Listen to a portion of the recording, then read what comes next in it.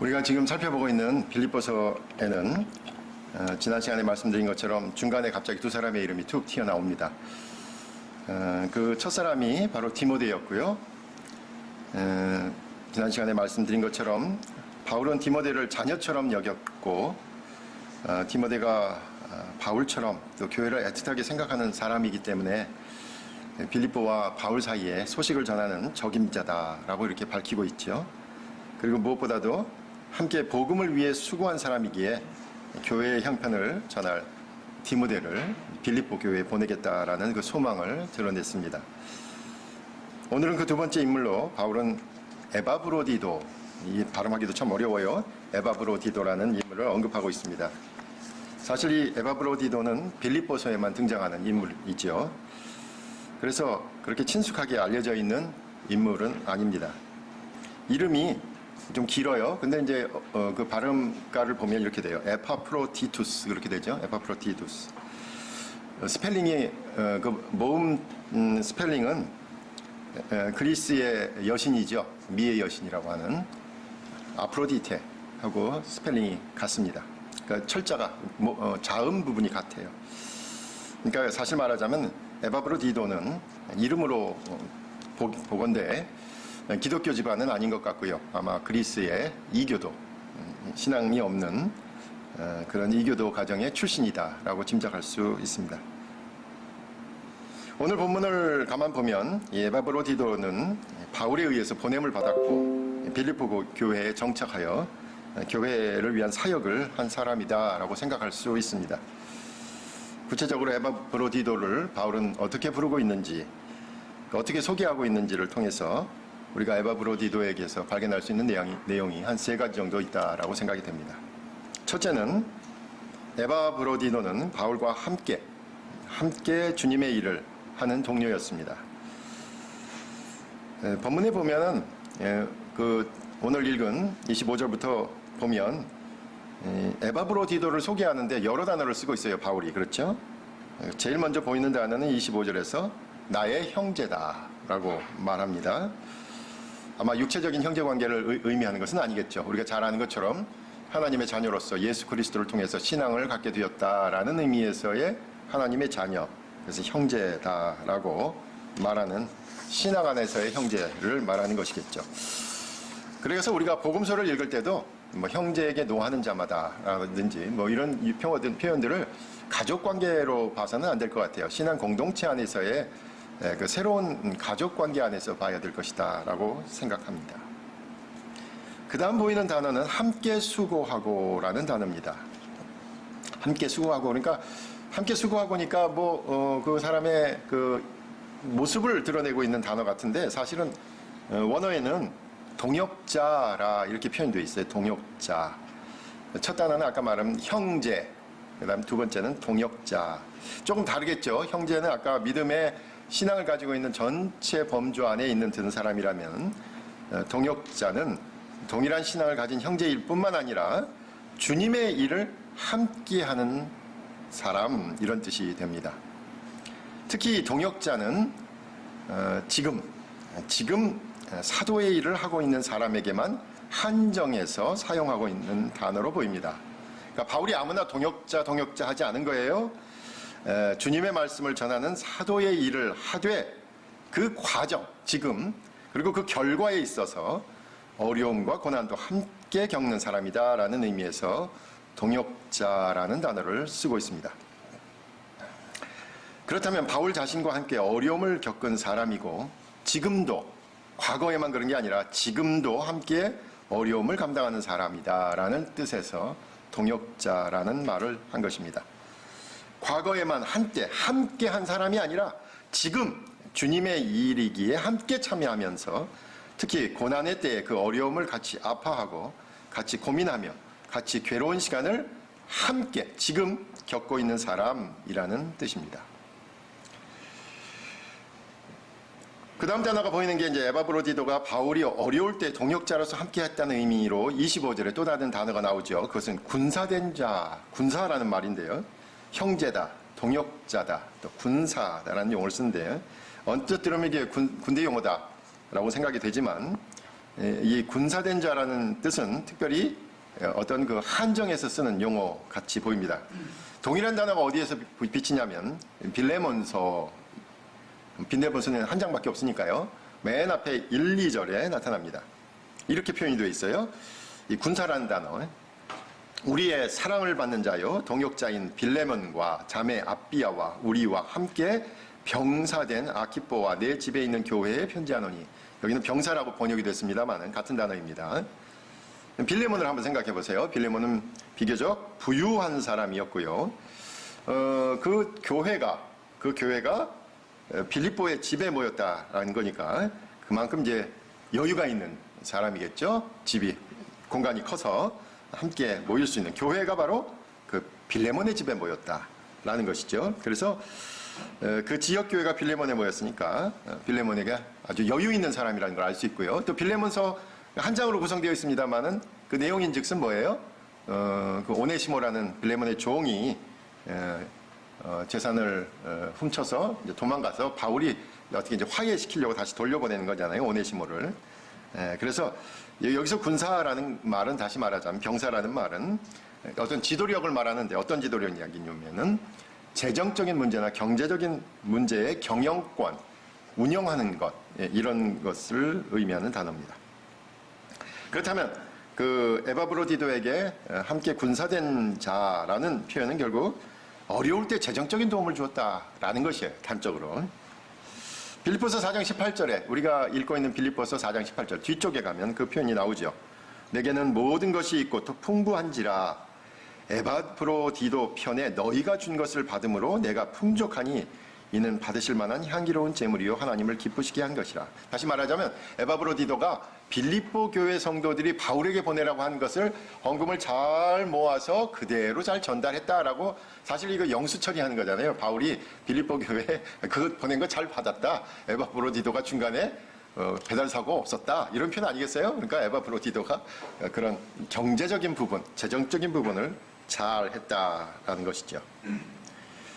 오늘 읽은 본문 25절에도 그렇게 나오잖아요. 내가 쓸 것을 돕는 자라. 그러니까 에바브로디도가 분명히 바울을 옆에서 재정적으로 돕다, 경제적으로 도왔다라는 것인데, 경제적이고 재정적인 문제에 사심이 없이 또 정확하고 또 투명한 사람이다라는 뜻입니다. 특히 어려울 때 재정적인 사항을 잘 관리했다는 뜻에서 군사 또는 병사라는 말을 쓰고 있는 것입니다.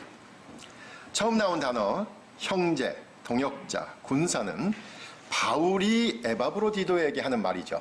바울과 에바브로디도 사이의 표현입니다. 예수 그리스도에 대한 신앙을 공통으로 지니고 있을 뿐만 아니라 형제니까 또 함께 주님의 일을 하기로 나선 동역자이고요. 특히 어려운 지금 영어로는 inactive예요. retire도 아니고 inactive. 지금 함께 그 일을 하고 있는데, 특히 경제적인 문제에서 어려움을 이기기 위해 사심이 없이 정확하고 투명하게 관리하는 사람이다라는 점을 바울은 개인적인 용어를 써서 그렇게 표현하고 있습니다. 우리는 여기서 주님의 일은 무엇보다도 함께하는 것이며, 특히 지금 어려울 때 함께하는 것이라는 사실을 배우게 됩니다. 그리고 무엇보다도 개인적인 사심이 생길 수 있는 재정 부분에서 정확함과 투명함을 지키는 것이 중요하다는 것을 보게 되죠. 신앙의 동료들은 바로 지금의 어려움을 같이 겪는 사람들입니다. 우리가 살면서 겪을 수밖에 없는 수많은 사연과 아픔과 고통을 함께 감당하는 것이 신앙 공동체의 존재 이유입니다. 그리고 지금 이 어려울 때 함께 이기고 일어서는 적극적인 모습을 서로에게서 볼 수 있어야 합니다. 두 번째는 에바브로디도는 빌립보 교인들을 위한 복음 전도자였습니다. 지금 25절에만 지금 우리가 살펴보고 있는데, 바울이 바울과 에바브로디도 사이에는 형제다, 동역자다, 군사라고 얘기하고요. 그 다음 나온 단어는요, 이제 이 에바브로디도가 빌립보 교회에 대해서 어떤 존재냐라는 단어이지요. 그래서 너희라는 표현을 쓰고 있습니다. 너희 사자로 내가 쓸 것을 돕는 자라 라고 한 거죠. 첫 단어는 빌립보 교회와 에바브로디도 사이에 형성되는 관계의 단어는 바로 사자다라는 단어입니다. 사자. 이 한자니까 어렸을 땐 사자 그러면 동물을 떠올렸습니다만은 사자 그러면 메신저 아니겠습니까? 여기서 사자라는 말을 보냄을 받은 자다라는 단어입니다. 특히 말씀을 전하기 위해서 한 나라의 대표로 보냄을 받은 자라고 할 때 이 단어를 씁니다. 나라와 나라 사이, 외교관과 대사처럼 나라를 대표해서 보낸 사람이다라는 의미입니다. 근데 좀 이 단어를 좀 주의 깊게 살펴봐야 될 것 같아요. 이 단어는 시간이 흐르면서 점점 특별한 의미를 갖게 됩니다. 같은 한 단어인데요. 보다 큰 그림으로 보면 이런 거죠. 나라와 나라 사이니까 아마 더 신앙의 문제니까 하나님 나라를 위해서 이 땅에 보냄을 받은 대표 이런 뜻으로 점점 고착되어 간 것 같아요. 그래서 하나님 나라의 복음을 세상에 전하는 사람이라는 의미를 갖게 된 것이죠. 그래서 복음 전도자라는 뜻으로 통용될 수 있습니다. 여기서 사자는 바로 복음 전도자라는 뜻으로 이해할 수 있습니다. 그런데 이게 그냥 복음 전도자가 조금씩 더 무언가 어떤 직분을 고착시키는 말로 교회에서 사용되었다라는 거죠. 복음 전도하는 일을 전적으로 담당하는 사람, 우리말로 말하면 풀타임 뭐 이런 뜻으로 이제 점점 발전하게 되는 것이죠. 그러면서 한국말로는 그 번역어가 사도라는 말로 번역되어 있어요. 근데 여기서 사용하고 있는 사자라는 말하고 사도라는 말하고 같은 단어인데 우리 한국어 번역어 상에서 그런 이제 차이들을 갖게 된 거죠. 그래서 점점 사도 그러면 이 일은 어떻게 됩니까? 바로 그 복음 전도하는 일을 전적으로 맡은 사람, 위임을 받은 사람이라는 말로 고정되죠. 더 고정되는 것은 뭡니까? 사도라는 말을 함부로 안 붙여요. 이제는 복음 전도자 가운데서도 예수님이 직접 명령해서 예수님으로부터 직접 그 일을 맡은 사람. 그러니까 어떻게 되냐면 예수님의 제자들 이렇게 한정된 거죠. 예수님의 직계제자 뭐 이런 뜻입니다. 사도는 그래서 예수님의 직계제자만을 딱 얘기하는 것처럼 되어버렸습니다. 그런데 바울은 보다 더 초기의 의미로 사용하고 있는 것을 얘기하는 거죠. 에바브로디도를 바로 예수님의 직계제자로 한정하기보다는 이 에바브로디도를 바로 그 처음의 뜻, 원래의 뜻, 복음 전도자로 사용하고 있습니다. 고린도후서 8장 23절에 사자라는 말을 이렇게 쓰고 있어요. 바울은 고린도후서 8장 23절에요.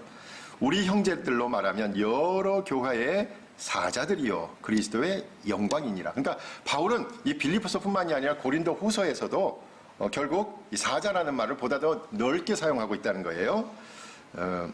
그 형제들을 다 이렇게 사자 이렇게 부르고 있으니까요.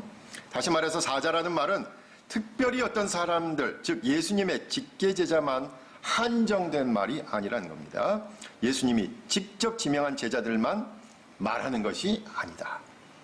어떻게 보면 복음 전도를 하는 우리 모두에게 해당되는 말로 사용하고 있어요. 바울이 스스로를 이 단어를 사용해서 쓰고 있어요. 그렇죠. 바울은 사실 한 번도 예수님을 직접 보지 못했잖아요. 그 담에색에 올라갈 때 환상 가운데 본 거잖아요. 그러니까 예수님이 살아계실 때 생전 못 봤단 말이에요. 그런데 고린도전서 1장 1절에서 자기 스스로를 뭐라고 소개합니까? 하나님의 뜻으로 말미암아 그리스도 예수의 사도된 바울은 이렇게 써요. 이게 만약에 예수님의 직계제자라는 뜻의 사도면은 베드로나 그 요한이나 예수님의 직계제자들이 보기에는 당돌하죠. 언제 우리랑 같이 다니지도 않았고 예수님이 3년 공생애 할 때는 뭐 코끝 하나 보이지 않다가 나중에 어디서 예수님 만났다 그러고 오니까 바울은 이 사도라는 말을 쓸 수가 없죠. 그럼에도 불구하고 바울이 사도라는 말을 쓴 것은 바로 용례에 있어서 그 고착된 의미, 예수님의 직계제자, 어떤 말씀을 맡는 뭐 풀타임 사역자만을 의미하는 것이 아니라 바로 모든 사람들, 예수님의 은혜를 나누려고 하는 그 형제들, 또 자매들, 그 모두를 통칭하고 있는 것이다 라고 얘기할 수 있습니다. 사도라는 말은 사자라는 말이고 바로 그 말로 쓰고 있는 것입니다. 말씀드린 것처럼 예수님의 제자들이 들으면 아주 당돌하게 들릴 수 있지만 폭넓게 바울은 복음 전도자라는 의미에서 이 사자라는 말을 쓰고 있습니다. 그럼 이렇게 되는 거죠. 에바브로디도는 어떤 사람이냐? 복음 전도자로서 바울이 빌립보 교회에 보내는 사람, 이런 뜻이 되죠. 마치 예수님께서 제자들을 보내는 그 마음으로 이제 바울도 에바브로디도를 빌립보 교회에 파송한다. 이런 뜻이 됩니다. 또 그 뒤에 나오는 내가 쓸 것을 돕는 이라는 말로 우리 한글을 번역에는 되어 있습니다만은 어떤 성경에는 이게 제사장 또는 사역자라는 번역을 한 본문도 있습니다. 이 뜻은 이거죠. 구약에서 제사를 드릴 때 이스라엘 회중을 대신하여 희생제물을 하나님께 드리는 제사장처럼, 그렇잖아요. 그게 구약의 제사장이 바로 하나님과 이스라엘 백성 사이에서 그 희생제물을 드리는 일을 하는 거잖아요. 에바브로디도도 바로 빌립보 교인들을 대신해서 그 자신들의 희생, 자신들의 정성을 바로 바울에게 전하는 일을 했다라는 그런 뜻이 될 것입니다. 그래서 30절에도 보면 오늘 읽은 본문 마지막에 그가 그리스도의 일을 위하여 죽기에 이르러도 자기 목숨을 돌보지 아니한 것은 나를 섬기는 너희의 일의 부족함을 채우려 함이니라 라는 말에서 분명히 빌립보 교회와 바울 사이에서 섬기는 일 한 사람, 이런 의미로 에바브로디도를 말하고 있습니다. 결론적으로 말하면 이 바울은 에바브로디도를 복음을 전하는 사람으로 빌립보에 파송한다, 이런 뜻이 될 것입니다. 그런 점에서 에바브로디도는 우리가 지난주에 살펴본 디모데하고는 조금 다른 성격의 일을 맡긴 것 같아요. 디모데는 여러 곳을 살피는 순회 전도자로서의 모습을 보였습니다. 그런데 에바브로디도는 빌립보에 가서 함께 살면서 그들에게 주님의 말씀을 전하는 복음 전도자로 보내겠다라는 것이죠. 디모데는 우리가 아는 것처럼 데살로니가에서도 고린도에서도 마케도니아, 에베소 다소 많은 곳으로부터 많은 곳으로 파송을 받았고 또 활동을 했습니다. 그런데 에바브로디도는 여러 곳을 가지는 않은 것 같아요. 이 빌립보 교회에서 복음을 전하는 사역을 감당했다라는 거죠.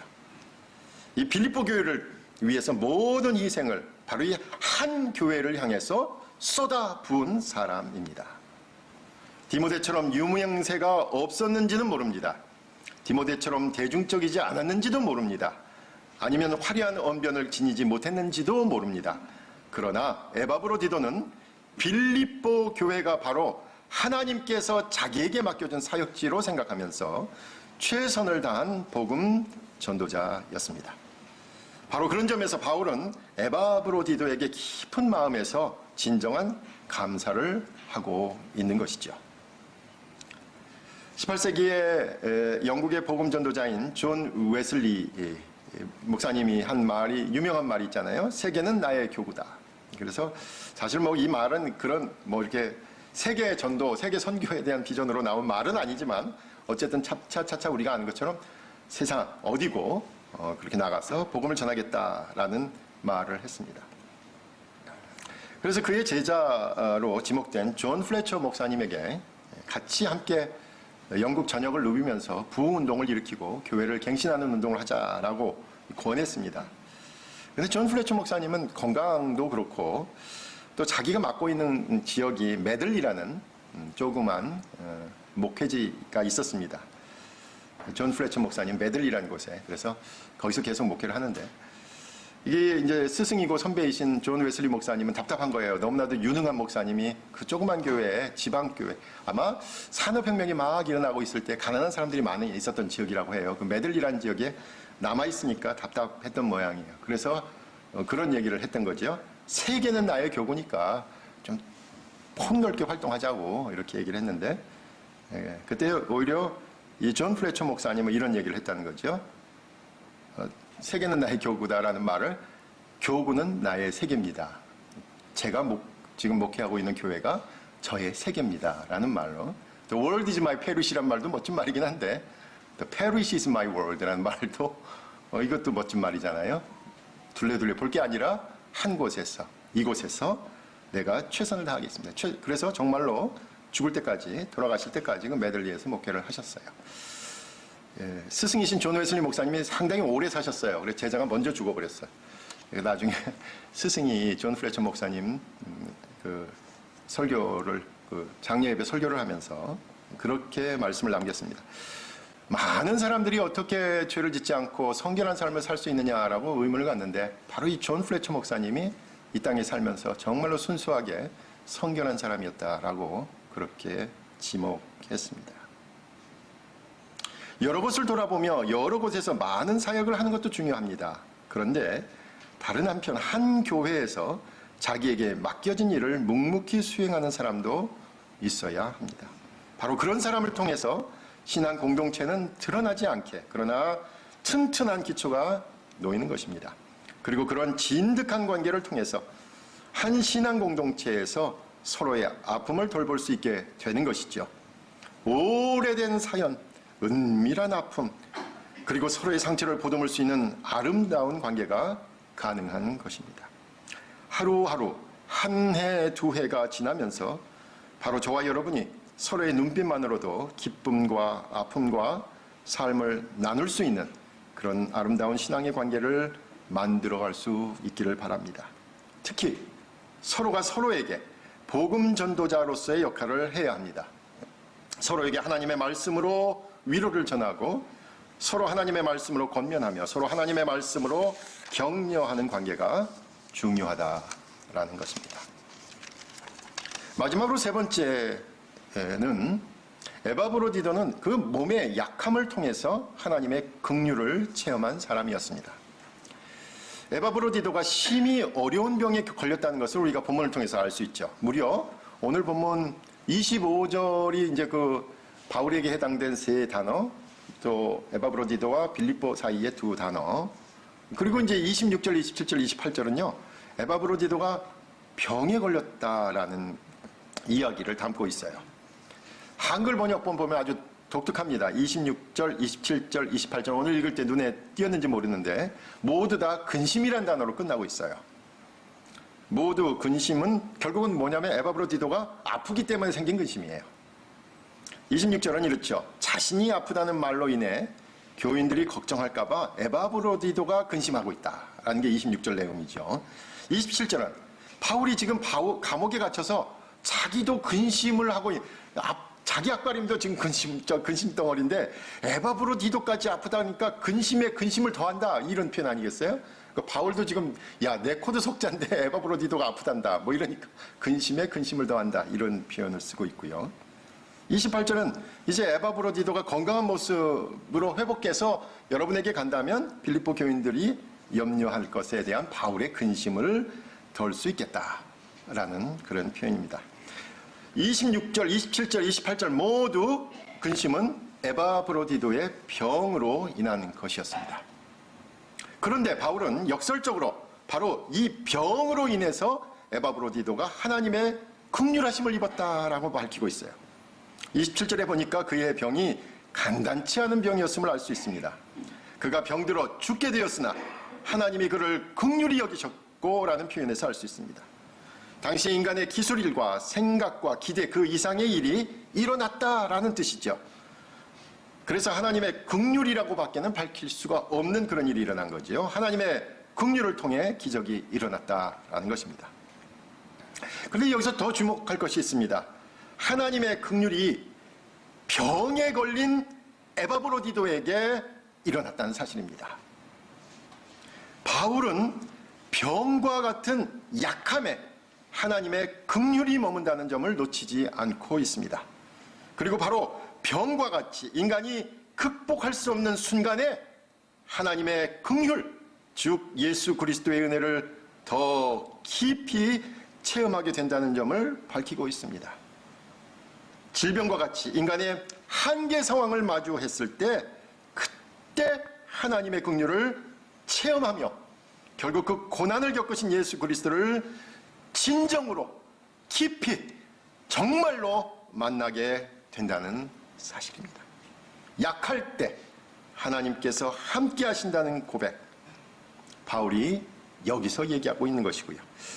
고린도후서 11장 23절부터 30절에 가면 바로 철저하게 바울의 신앙 고백이 약할 때 함께 하신다라는 고백이 있습니다. 고린도후서 11장 23절에서 30절의 맥락은 이렇습니다. 자신을 모함하는 사람들에 대해서 바울이 이제 항변하는 거예요. 그러면서 이렇게 얘기해요. 그들이 그리스도의 일꾼이냐? 정신없는 말을 하거니와 나는 더욱 그러하도다. 내가 수고를 넘치도록 하고 옥에 갇히기도 더 많이 하고 매도 수없이 맞고 여러 번 죽을 뻔하였으니. 그리고 계속해서 뭐 돌에 맞아 죽을 뻔했고 옥에 맞아 죽을 뻔했고 매를 맞아서 죽을 뻔했고 했던 이야기를 쭉 얘기하죠. 누가 약하면 내가 약하지 아니하며 누가 실족하게 되면 내가 애타지 아니하더냐. 내가 부득불 자랑할진대 내가 약한 것을 자랑하리라. 이렇게 고백하고 있습니다. 하나님의 긍휼을 입은 모습은 건강한 모습이거나 세상 사람의 부러움을 일으키는 자리이나 세상 사람들의 주목을 끄는 곳이 아니라 바로 가장 아플 때, 가장 힘들 때, 그리고 가장 절망적이라는 그런 때라는 사실입니다. 바로 그 아프고 힘들고 절망적일 때 하나님의 긍휼이 깃든 것입니다. 에바브로디도가 바로 자신의 육체적인 아픔으로 하나님의 긍휼을 체험하였습니다. 그리고 하나님의 긍휼로 자신의 자리인 빌립보로 다시 돌아갈 수 있게 되었습니다.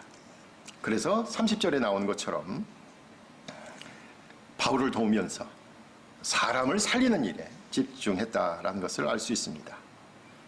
자신이 아파본 사람이 어려움을 겪는 사람에 대한 자세가 달라지는 것을 알 수 있습니다. 우리 최종국 장로님이 수고하셔서 매일처럼 올라오는 그 우리 사막에 샘이 넘쳐 흐르리라. 원제가 사막에 흐르는 샘이라고 되어 있고요. 제가 지난번에 한번 소개해드린 기억이 있습니다마는 선교사로 외롭고 또 힘들게 그렇게 고독한 삶을 가졌던 분이 여성이죠. 레티 카우만이라는 분이 바로 이 글을 썼는데 매 장이 어려움과 고난 가운데 있는 모습을 기록한 거예요. 1년짜리입니다. 여러분 1년짜리니까 후딱 지나가요. 그 날짜가 정해져 있어요. 11월 14일자 날짜가 기억이 나더라고요. 말씀 보면서 보니까요. 우리가 잘 아는 데이빗 브레이너드의 생애라는 책이죠. 이 사람은 데이빗 브레이너드는요. 예일대학교 학생입니다. 뭐 최고의 명문이었겠죠. 그 당시에. 예. 지금도 그렇지만 그 인디언 선교를 나갔어요. 4년 동안 가가지고 정말 어려운 고생을 합니다. 말이 안 통해요. 그 당시 이제 원주민들이니까. 예. 그 고생을 하고 먹을 것이 없어서 그 고생을 해서 4년 동안 사역을 하는데 그 고백에 의하면 성도가 많지 않은 거예요. 인디언들의 개종한 사람이 몇십 명밖에 안 되는 거죠. 그나마 큰 병을 얻어가지고 우리가 잘 아는 조나단 에드워드 집에 와서 가료를 합니다. 그렇게 회복이 되었으면 좋겠는데 29살 때 세상을 떠나게 됩니다. 그래서 조나단 에드워드가 그 사람의 일기장, 데이빗 브레이너드의 일기장을 모아서 책을 쓴 책이 바로 데이빗 브레이너드의 생애입니다. 이 책이 많은 선교사들에게 감동을 주어서 이 책을 읽고 또 선교사로 나가는 사람들이 많죠. 그 가운데 바로 이 책을 읽고 인도 선교사로 자원해서 나간 영국의 케임브리지 대학의 선교사가 있어요.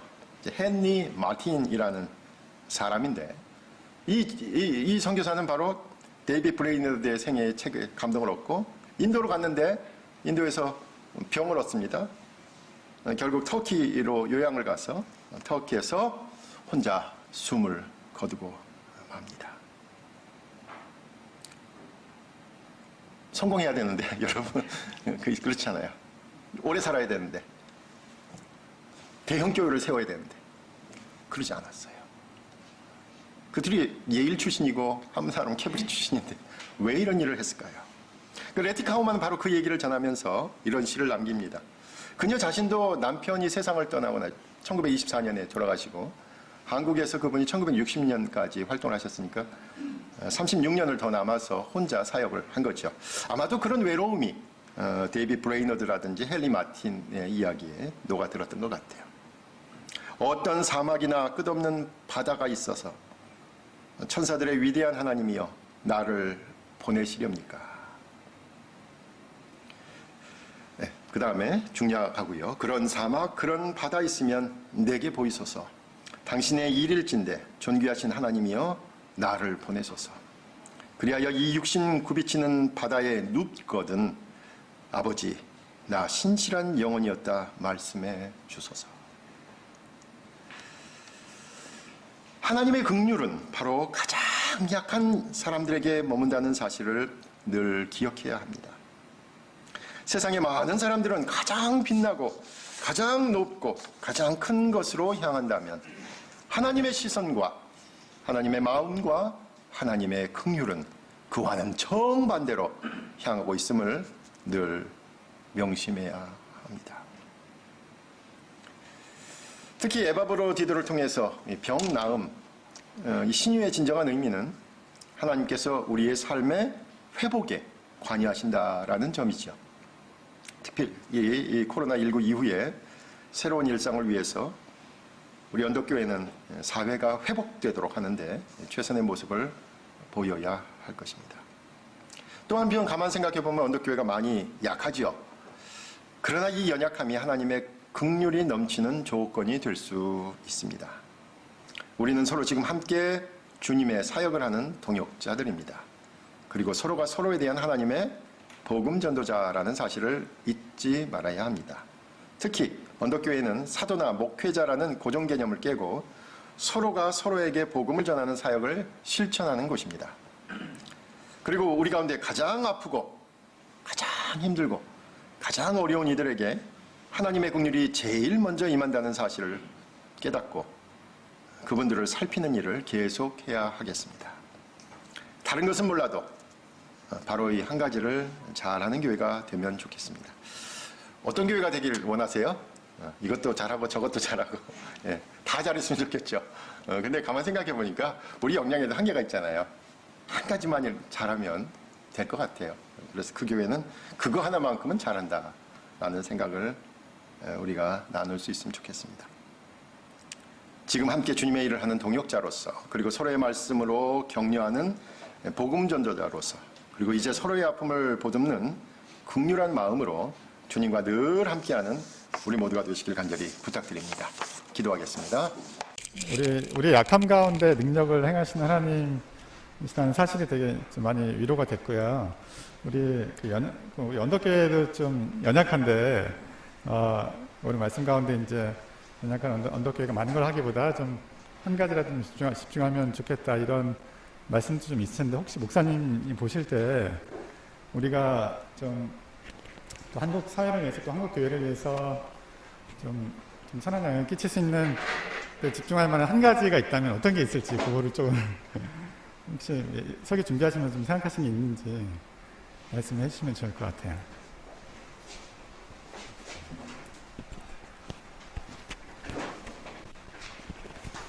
글쎄요. 우리가 이제 20주년 준비하면서 TF팀도 구성하고 그러니까 우리가 여러 가지를 잘하는 것보다 그 한 가지에 좀 집중할 수 있고 했으면 좋겠다는 생각을 했고요.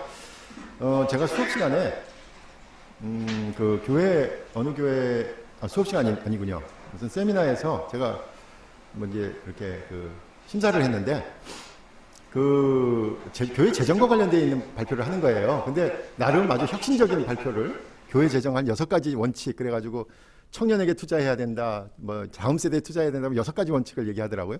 근데 거기에 교회 재정의 투명성에 대한 이야기를 아직도 안 하는 거예요. 그 사람이 우리 신학생 중에 한 사람이었는데, 그래서 아니 교회 재정을 한 달에 한 번씩 인터넷에 올리는 교회도 있다. 왜 교회 재정의 투명성에 대해서는 생각을 못 하느냐, 이렇게 제가 한번 꾸지람을 한 적이 있는데 이거 참 다른 교회에서는 못 하는 일입니다. 우리는 너무 당연한 걸로 받아들이고 있지만 못 하는 일이고요. 설교 시간에 이렇게 질문하는 거 다른 교회 못 하고 있는 겁니다. 언덕교회만 하는 거죠. 그게 참 좋은 전통이잖아요. 그러니까 몇 가지 우리가 처음부터 했던 건 교회 민주화하고 재정의 투명성만큼은 상당히 잘 지켜나가고 있다라는 사실이고, 또 지난 시간에도 잠깐 얘기했습니다만은 우리가 어쨌든 재정의 30%를 밖으로 흘리려고 하는 그런 노력을 하는 것도 참 중요하다라고 생각합니다. 실은 지난 주간에 예인교회 우리 정성규 목사님을 학교 수업에 초대해서 학생들에게 발표를 시켰습니다. 근데 예인교회도 30%는 노력을 한다 이렇게 되어 있어가지고 예인교회도 많이 힘들다라고 솔직하게 얘기를 하시더라고요. 거기 이제 덩치가 있으니까 또 다른 데 쓸 데가 많겠죠. 그래서 몇 가지 우리가 잘하고 있는 부분이 분명히 있어요. 그리고 다른 교회들이 못하는 것이 있으니까 그런 부분은 최소한 계속해서 유지하고 집중할 수 있는 부분들을 찾았으면 좋겠고요. 저희 언덕교회 교인들이 아까 말씀드린 대로 정이 많잖아요. 그리고 아픈 사람 또 어려움 당한 사람들에 대한 정이 많으니까 그런 부분들을 좀 잘 효과적으로 잘 개발해 나갔으면 좋겠다라는 생각을 했습니다. 예, 그렇습니다. 뭐 제가 특별히 뭐 한 가지를 어떤 딱 꼬집어서 제가 뭘 갖고 있는 건 없고요. 많은 것을 다 잘할 수는 없으니까 우리가 인력도 한계가 있으니까 언덕교회 그러면 바로 그거 이렇게 생각날 수 있는 그런 테마를 하나 잡으면 좋겠다라는 생각을 했습니다.